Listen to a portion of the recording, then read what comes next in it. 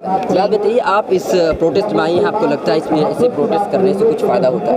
Protest करने से फ़ायदा इस बात का होता है कि हम सरकार पर दबाव बनाते हैं कि उस बात की अकाउंटेबिलिटी ले, उसका ज़िम्मा ले अपने सर पर। सरकार पे और अपोजिशन पे भी दबाव पड़ता है कि पार्लियामेंट में बात उठे। जब पार्लियामेंट में बात उठते हैं तो जो मीडिया बिकी होती है उनको भी बात को करना पड़ता है सबके सामने, और जो बिकी हुई मीडिया को ही देखते हैं उनको ये कानों में जाती है कि ऐसी चीज़ें हो रही है। क्योंकि जो प्रिविलेज क्लास है जो सिर्फ टीवी देखती है या 2-3 चैनल्स देखती है, रिपब्लिक, जी न्यूज़, इन सब को ज़बरदस्ती दिखाना पड़ जाता है उन चैनलों को, क्योंकि ये पार्लियामेंट में बात हो गई है। और अगर ये बात पहलू खान की उठ जाती तो शायद उधर में ही थोड़ा सा डर लगने लग जाता।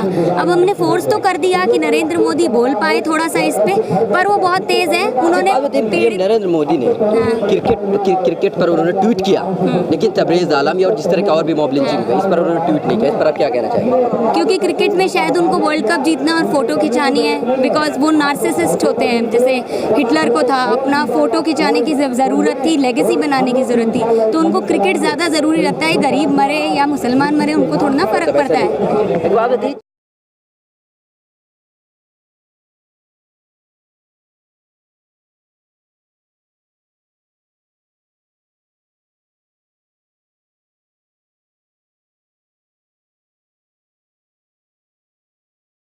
मिलर टाइम्स की वीडियोस देखने के लिए यहां क्लिक करके सब्सक्राइब करें और हाँ, बेल आइकन जरूर दबाएं। अगर फेसबुक पर देख रहे हैं तो पेज लाइक करें। ताज़ा तरीन खबरों और मज़ामीन के लिए विजिट करें हमारी वेबसाइट www.millertimes.com। हमारी ये वेबसाइट उर्दू, हिंदी, इंग्लिश तीनों लैंग्वेज में मौजूद है।